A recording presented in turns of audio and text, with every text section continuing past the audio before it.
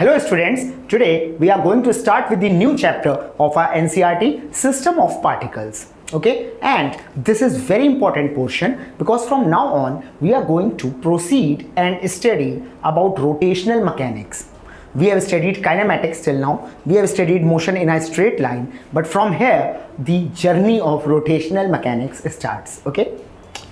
In system of particles, the first and most important topic that we are going to deal with is center of mass. Okay, center of mass. Now center of mass is of huge relevance to us. Why? Let me give you a few examples. Suppose you have got a ball, a cricket ball, leather ball, season ball, okay, and you throw that ball upwards. You throw that ball upwards with a spin. Okay, you provide ball with a spin and you throw it upwards. Okay, so this is my ball, okay, and we throwed it upwards. So what's going to happen? It's going to move in the upward direction with some spiral type of rotation. It is going to rotate, plus it is going to move in upward direction. Yes or no? So if I consider motion of any particular particle in this ball, let us say I consider the motion of this particle called A. So what will be the motion of this particle? It will perform something like this spiral type of motion, and direction of motion is vertically upwards, and direction of motion is vertically upwards. Just imagine a ball, you spin it and threw it upwards. So a particular particle is rotating and moving upwards. It is doing two things simultaneously. There is a rotation and a vertical motion. Okay, now this is what a particular particle called A is doing. Hello, I am concentrating on the motion of a particular particle of this ball. What about motion of some other particle? Let's say this particle B. Its motion will be different. It will move in the vertical direction, but spin of this particle will be something else. What about motion of another particle? Let's say this particle called C.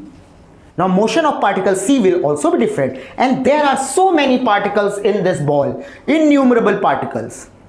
Therefore, if I want to understand the motion of this ball, if I want to study motion of this ball when I have spinned it and threw it upwards, it is impossible for me to determine the motion of each and every particle and study that motion. Why? Because there are so many particles and every particle is performing a different type of motion. Then what's the way out? How to do it? The easiest and most feasible way for us is the way of center of mass. What I can do is that this object will have a center, this object or ball will have a center, and its mass will be oriented at its center. This cricket ball, its mass is distributed uniformly, yes or no, over the surface. So it will have a center of mass where its mass will be oriented. Okay, so if I talk about the motion of this center of mass, I am talking about the motion of center of mass. Now just imagine, okay, now this center of mass is performing only vertical motion. Just imagine, ball is rotating, every particle is rotating, and ball is moving in the upward direction. So center of mass is only getting elevated, it is moving in the upward direction. This is the motion of center of mass. Now I have determined the motion of center of mass, and in accordance with the motion of center of mass, now it is very easy for me to determine the motion of any particle. Now I can determine the motion of any particle because I know the motion of center of mass of this ball. Yes or no? This is how center of mass is so helpful to us. Imagine determining the motion without the use of center of mass in this case. How tedious it would have been. Let's take another example. This was example number 1. Let's take another example. Okay.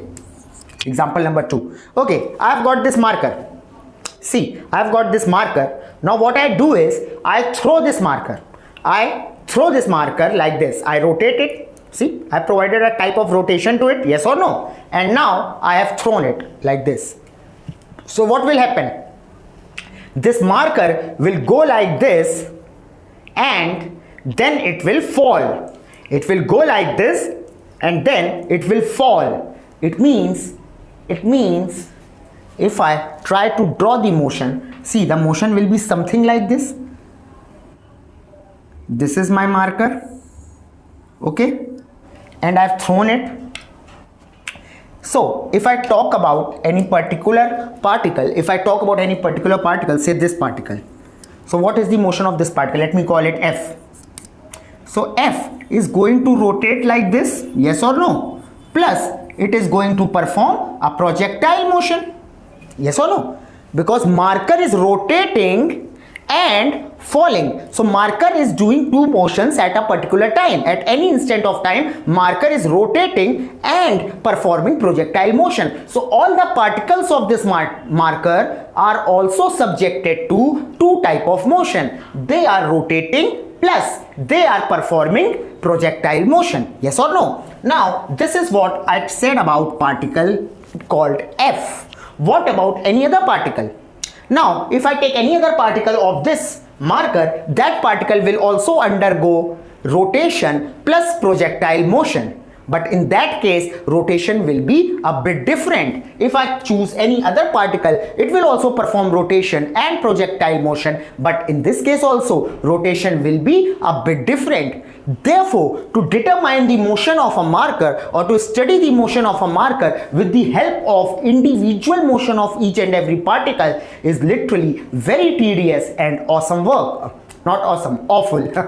It is really awful work. Then how to understand the motion? The best possible or feasible way for us is that if we select the center of mass of this marker, this is the center of mass, and we just focus on the motion of center of mass. Just focus on the motion of center of mass, forget about the motion of each and every particle. So see, motion of center of mass is only projectile. Motion of center of mass is only projectile. Thereby, now the things have become very easy for us. Now I have to just encounter only single type of motion, that is projectile motion, and therefore I can predict or I can tell the motion of this marker. Yes or no?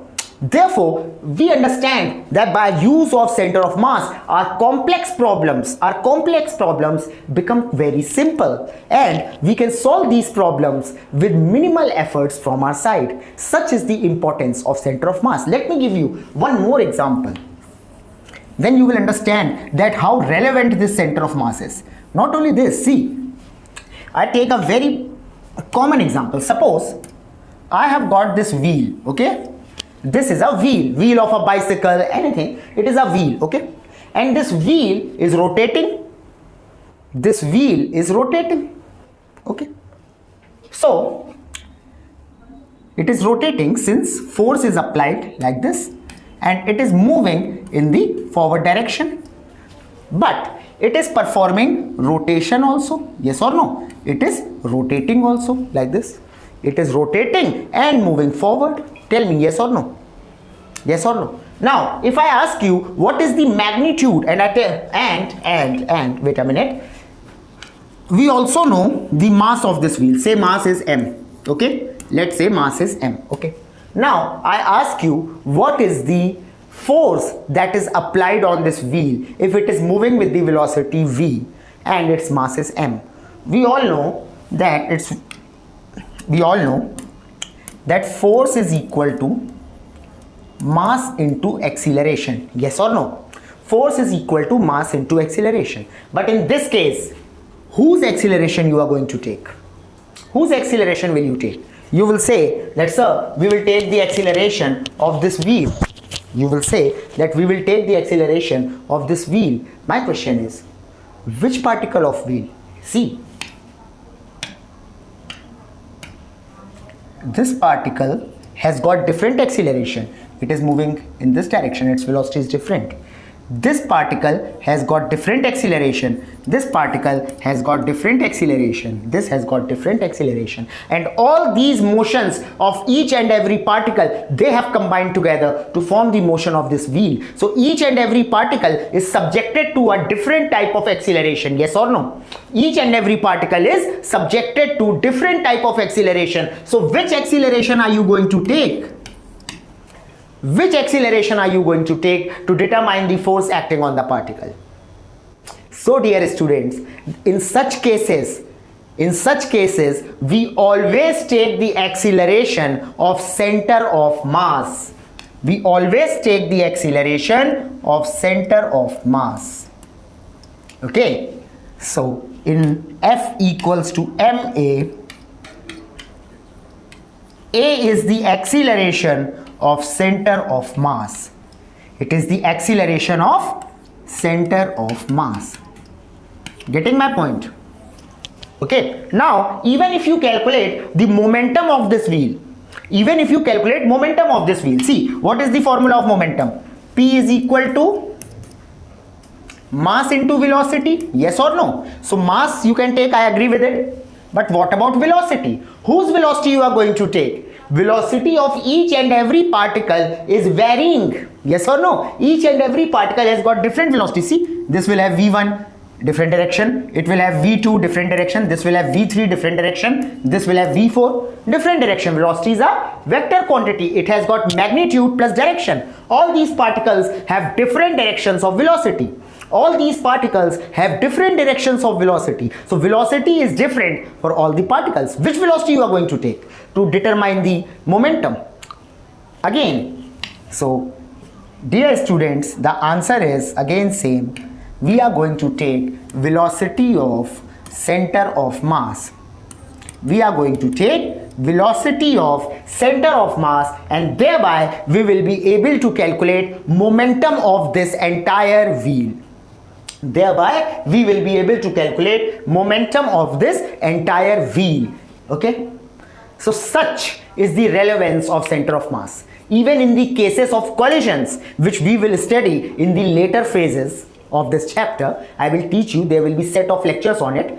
Even in the cases of collisions, this center of mass will play a very important role, and because of this center of mass you will easily be able to determine the different momentums and whatever the requisite is. Okay, so now it is clear to you that how important and grievous this topic is for us. It's going to make things very simple for us, therefore it is very important for us. So let's get started and study about center of mass. Okay, let's get started with center of mass.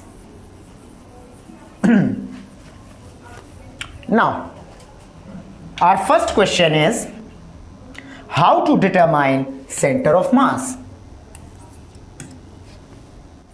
of any body. What is the approach? We have got a body, okay, I agree, but how to determine the center of mass? Where is the center of mass of a body? Where is it located?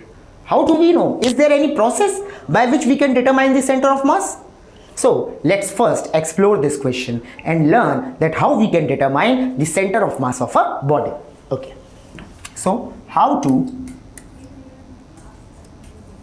determine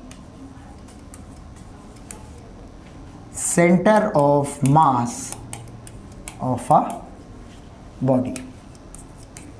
Okay, now I am going to segregate this process. How? I will tell you according to different cases the way of determining center of mass. So first I will consider case 1. Okay, now suppose I have got, first look at it, then I will make you write. First see it, first understand the concept, then I'll tell you when to write. Okay, suppose I have got this disc. You can see this is a disc, uniform disc. So if I ask you that where will be the center of mass of this disc, so you can see it is a normal disc. The mass of this disc is evenly distributed. The mass of this disc is evenly distributed throughout its figure or throughout its shape, yes or no? Mass is evenly distributed. So in such cases, the geometrical center, in such cases where mass is evenly distributed throughout the body, in such cases the geometrical center of that body will be the center of mass of that body. In such cases, geometrical center of the body will be center of mass of the body. This is center of mass of a disc. This is center of mass of a disc. Similarly, if I take a ring like this, okay, this is a ring. Again, mass is evenly distributed, so center of mass of the ring will be geometrical center of the ring. Center of mass of the ring will be geometrical center of the ring. This will be the center of mass. Okay, agreed? Right. So based on this, I can write a statement. Okay, based on these things which I just saw, which we all just saw, that if body has got even distribution of mass, if body has got even distribution of mass, then we can say that center of mass of a body is located at its geometrical center. So let's write this thing. For this case, we can write, okay, let's write, when mass of a body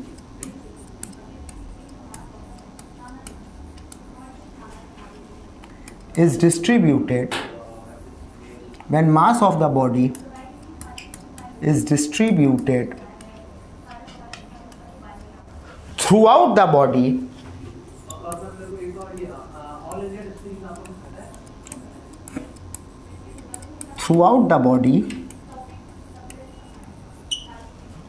then geometrical center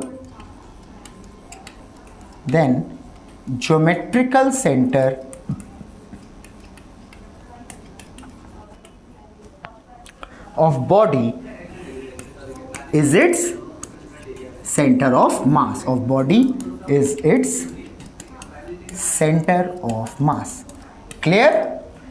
That if body's mass is evenly distributed, then geometrical center of a body is its center of mass. Clear to everyone? Okay, let's move ahead. And let's see a case. Let's observe a case.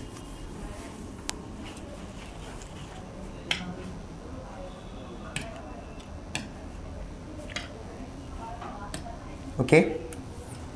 Now suppose I have a coordinate system like this. Okay, this point is 0, 0. This point is 0, 0. Okay, and I have a mass, say m1. It is not visible, like this one. Okay, I think now it is visible. I have a mass m1 and another mass m2.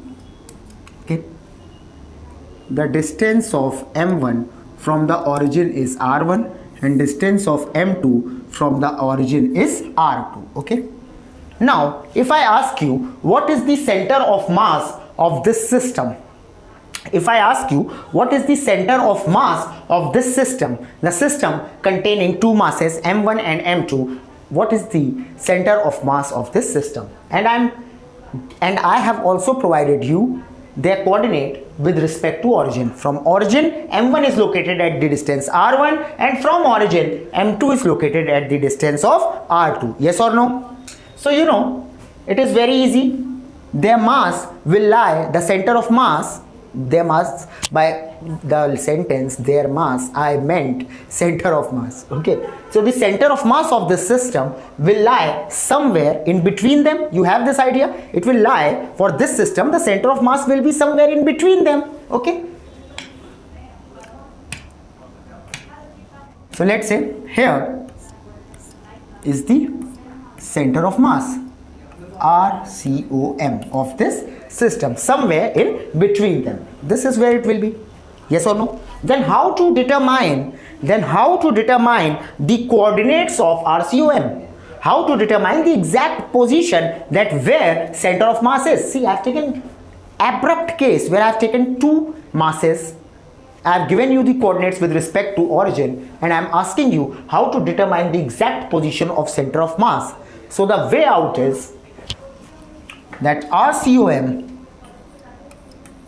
will equal to M1 R1 plus M2 R2 divided by M1 plus M2. This is the process to determine the coordinates of center of mass. This is the process to determine the coordinates of center of mass of a system of this form, okay, of this form, okay. Now if it is asked that what are the x coordinates, what are the coordinates according to x-axis, so you can tell, see, x COM is equal to M1 x1 plus M2 x2 upon M1 plus M2, yes or no, upon M1 plus M2. Distance of mass 1 along the x-axis from our origin plus distance of M2 along x-axis from origin, multiply and add them divided by their total mass. Simple. If y-axis is asked about, so coordinate of y-axis center of mass will be again M1 y1 plus M2 y2 divided by M1 plus M2, right? And z coordinates in accordance with z-axis, it will be M1 z1 plus M2 z2 divided by M1 plus M2. So these are the coordinates of center of mass for such a system in three axes x, y and z. In three axes x, y and z. Tell me, is it clear to you? Clear to everyone? Yes or no? Okay. Clear? So let's move ahead and let's solve a numerical, one or two numerical on this concept. Then our things will be more clear and we will be able to understand concept in a better way. So let's solve one or two numericals on this concept. Okay? Right.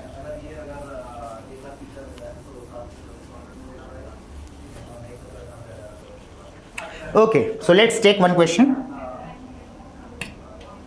Our question is that there is a coordinate system like this and this is my origin, so it will be 0, 0. Okay, a mass is located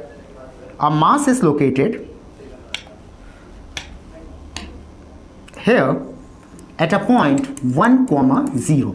Mass located is m. M mass is located at a point 1, 0. Okay, now another mass 2m is located at a point 3, 0. Okay, now we have to determine the position of center of mass. So how to do it? Yes, how should we proceed?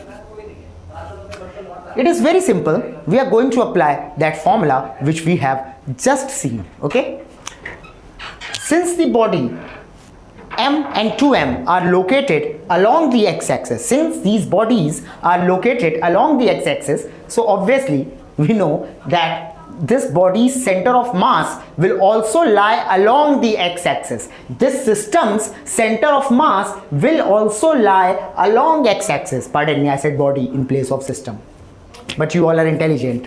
Getting the concept? See, since this system consisting of mass m and 2m is located along the x-axis, the center of mass of this system will also be along x-axis. Okay, it won't be along y or z-axis. It won't be along y or z-axis. So coordinates along the y-axis of center of mass will be 0 and coordinates along the z-axis of center of mass will also be 0. Yes or no?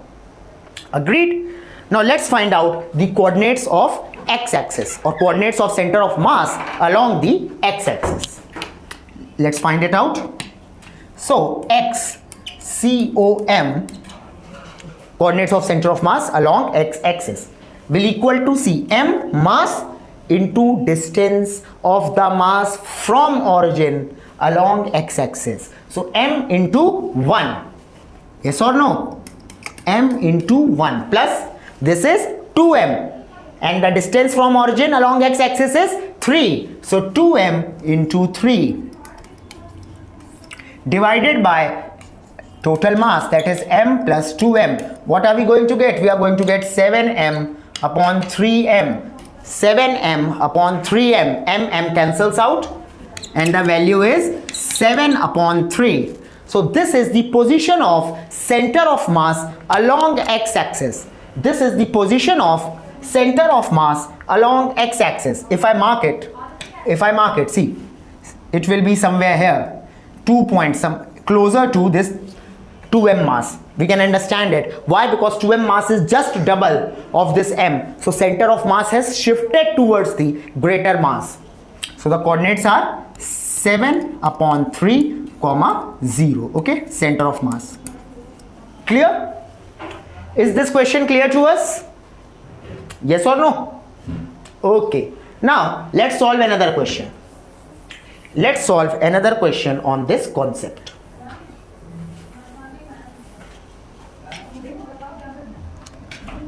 Now the question is that suppose we are not even provided with the coordinates. We are not even provided with the coordinates. What do I mean? I mean that suppose it is said there is a mass m, and it is separated from another mass 3m. Okay, mass m is separated from another mass 3m. Distance of separation is d. Distance of separation is d, and we are asked to find the center of mass of this system. Then what to do? So see, in such a case, what we are going to do is we are going to take this first mass as if it is located at origin. Okay, so we assumed that this mass m is located at origin. Take it as a reference mass. So it is 0, 0. Okay, then what will be the position of 3m in reference to m? Position of 3m will be d, 0. Position of 3m will be d, 0. Yes or no? Alright, now we can determine how.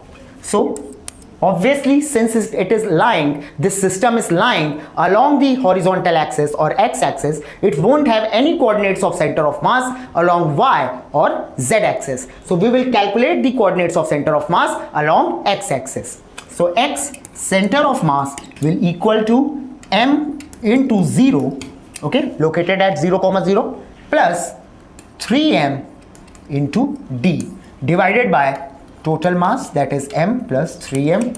What are we going to get? We are going to get 3md divided by 4m. M cancels out. Answer is 3d.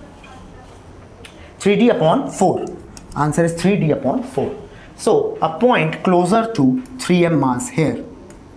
3d upon 4, 0. Obviously 3m is a bigger mass, so center of mass has shifted towards bigger mass.